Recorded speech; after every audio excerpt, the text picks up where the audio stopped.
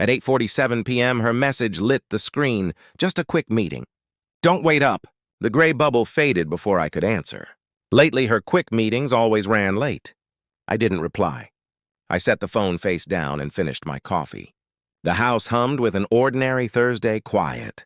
10 minutes later, the phone buzzed again. Different number. Unknown. A thumbnail snapped into focus and my chest went hollow. There she was, my wife, on her boss's lap in a dim bar, laughing like someone half her age. His arm around her, her hand on his chest. The sender's note read, "I thought you should see this. Laya, Mark's wife." I stared at the picture until it blurred. My pulse didn't spike.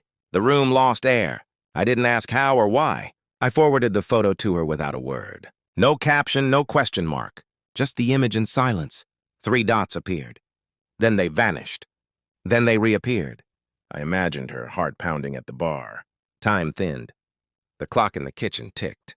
The neighbor's dog barked somewhere outside. Finally, please don't ruin this. Not a denial, not an apology. A plea, for the secret, not for me. I stared at the message for a long moment and tapped block. The phone went dark. I leaned back and listened to the silence she'd left behind. In that quiet, I realized this had been over long before tonight. She didn't come home. At midnight, I watched as her read receipt turned to seen before the block took effect. Delivered, read, and then nothing. The next morning, her car sat at the office when I passed. I didn't slow down. 2 spots over a black SUV, predictable, even in deceit. At noon, my phone buzzed with another unknown number. "Can we talk? It's about Lisa. Laya. We met at a small cafe downtown. She looked worn, mascara smudged, like someone who'd cried until she couldn't anymore and then decided to stop." "You're not the first," she said, stirring her coffee. "He does this with every new assistant. She thinks she's special." She slid her phone across the table. More photos, short videos, my wife leaning in, kissing his cheek, whispering something with the timestamp. 9:03 p.m. 10 minutes after the quick meeting. I felt no twist in my stomach, only a cold that spread outward. "I thought you should know," Laya said. "He promised me he'd stop after the last one. I can't pretend anymore." She expected anger. A scene. I nodded. "Thank you." That was all. When I got home that evening, her shoes by the door, bag on the counter, she was in the kitchen, hair perfect, pretending dinner was normal. "You blocked me?" she asked. I didn't answer. Panic flickered in her eyes. Okay, it didn't mean anything. "It was stupid. How long was it stupid?" I asked, leaning against the wall. "One night," she whispered. "There are timestamps," I said quietly. She froze. For a moment, the kitchen stopped. Her hands, her breath, even the fridge hummed like a held note. "So what now?" she whispered. I pulled a plain envelope from the drawer, the one I'd put together weeks ago because I'd stopped believing in the word meeting. I set it on the counter. Inside were papers I never wanted to use. Divorce. She stared as if it were venom. "You already had these?" I nodded. "Please don't do this," she said, voice shaking. "I made a mistake. I'll fix it." "Mistakes don't stay mistakes when you repeat them," I said. I didn't take her hand. My phone buzzed. Laya again. "He's denying it. Said it was all her idea." "You want the recording?" "Send it," I wrote. The file arrived. Someone had placed a phone nearby and recorded. Mid-conversation, my wife's voice. Low, careful, the tone she used when she wanted something. "He's too trusting," she whispered. "He never checks my phone. Never questions where I go." Her boss laughed, a thick, arrogant sound. "That's what makes him useful, Lisa. As long as he keeps that job, we both get what we want. You just keep him calm until the transfer goes through." The word transfer hit me like a blow. The company account. I'd been moving a large payment that week. Her sudden interest days earlier hadn't been curiosity. It had been calculation. Theft dressed as intimacy. I replayed the clip. "And if he finds out?" she asked. "Then you cry," the boss said. "And I handle the rest." The recording folded the room in on itself. The person I'd built my life with had practiced my ruin. I called James, my lawyer friend, at 2 a.m. "You were right," I said. "Come by my office at 8. Lock it down." At dawn, I made coffee for one and dressed like any other day. She appeared in the doorway, still trying the fragile act. "Can we talk?" "Talk," I said, pointing to the chair. She sat, eyes glassy. "I can explain." "You already did," I said, and pressed play. Her face emptied. "How did you get this?" she asked. "Laya sent it," I said. "Not everyone believes his charm." "I didn't mean... It was taken out of context," she pleaded. "Context?" I repeated. "You said I was useful." "You said you'd keep me calm. That's not context." She broke into loud, messy tears, the kind that aren't sorry but scared. "Please don't do anything stupid. We can fix this." I walked into the office and shut the door. I spent the morning pulling bank records, emails, receipts. I moved funds out of joint accounts, froze cards, and called HR about a possible internal fraud risk without naming names. When I came back, she was gone. Car, purse, half her wardrobe gone, the silence roped tight. At noon, Laya texted, "He's nervous." "She's handling it." "Delete everything."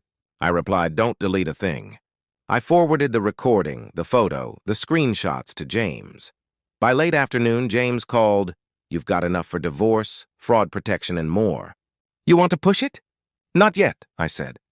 "I want to see what she does when she realizes she's lost control." That evening she returned, mascara streaked, voice trembling. "I just needed time to think," she said. "There is no us, Lisa," I said. She stepped close, playing fragility. "You can't throw away everything we built." "You already did," I said. "You don't understand." He threatened me. I had no choice. I laughed. Not cruel, just exhausted. "You had a choice," I said. "Every night you lied to my face." She dropped something then that stopped me cold. "If you go public with this, you'll regret it." That was the moment I understood she wasn't finished playing games. But neither was I. The next morning, I sat across from her boss in a boardroom he thought he owned. The irony tasted sharp. My company contracted his firm. I projected a folder of financial discrepancies and called for a review of his department's communications logs. He fumbled. I played the recording. His pallor replaced his practiced charm. The room held its breath. The CFO, Ruth, stood. "We're done here. Security will escort you out." "You think this fixes anything?" he hissed as they led him away. "You'll lose her, too." "You already did," I said. After the meeting, I drove home in silence. Laya came that night with a small box. His watch, a few papers, my wife's necklace. "He's gone," she said. HR called. "They fired him," I nodded, the silver chain coiled like a snake in a cardboard box. That night I sat by the window, the city a scatter of indifferent lights. My phone buzzed. "Please just talk to me." I didn't answer. I let it vibrate until it stopped. She came to my office the next morning, pale and pleading. "They fired him," she said. "I have nowhere to go." "You had somewhere," I said. "You burned it." I slid a folder across my desk. The settlement offer. "Sign it and we're done." She hesitated, flipped through it, then dropped the pen and whispered, "You'll regret this." "Maybe," I said. "Not today." A day later, Ruth called. "We found a shared account. Transfers from your company into it." I opened the files and my hands went cold. These weren't small. They were massive. Every transfer listed her name alongside his. The last thread of the life I'd thought I had unraveled. I decided the next day I wouldn't scream, wouldn't seek petty revenge. I would tell the truth and let the world decide. At 2 p.m., the boardroom filled again and Lisa stood, pale but defiant, begging that she'd been manipulated. I didn't interrupt. I placed the recorder on the table and hit play. Her own voice filled the room. "He's too trusting. You keep him calm until the transfer goes through." Gasps.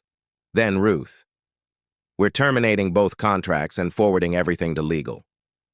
As I left, she called, voice breaking. "Mark, please. I loved you." I stopped at the door. "Then you should have acted like it," I said. Outside, the air was cool and clean. For the first time in months, I felt weightless. I drove to the cliffs where we used to go, and the ocean stretched out indifferent and enormous. An unknown number texted. They took everything. I have nowhere. I turned the phone off and set it beside me. The waves made the rest seem small. A week later, the company cleared me of any involvement and exposed the fraud. Headlines tied their names together and then moved on. People at work stopped whispering when I walked in. I liked that title, The Man Who Stayed Quiet. One evening, I passed the bar where it had started. A couple laughed under the dim light. For a moment, they could have been ghosts. I smiled, not from bitterness, but closure. Before I left, I opened my photo gallery and deleted that first image. The past didn't deserve storage space. I drove home with the window down. The city streaked past like a memory. I didn't feel anger. I felt free. I never answered her calls. Silence had said what I no longer could. Trust, once broken, doesn't rebuild. It reshapes, hardens, teaches. Maybe that's what healing is. Not forgetting, not forgiving. Just learning how to breathe again without the weight. Would you have forgiven her?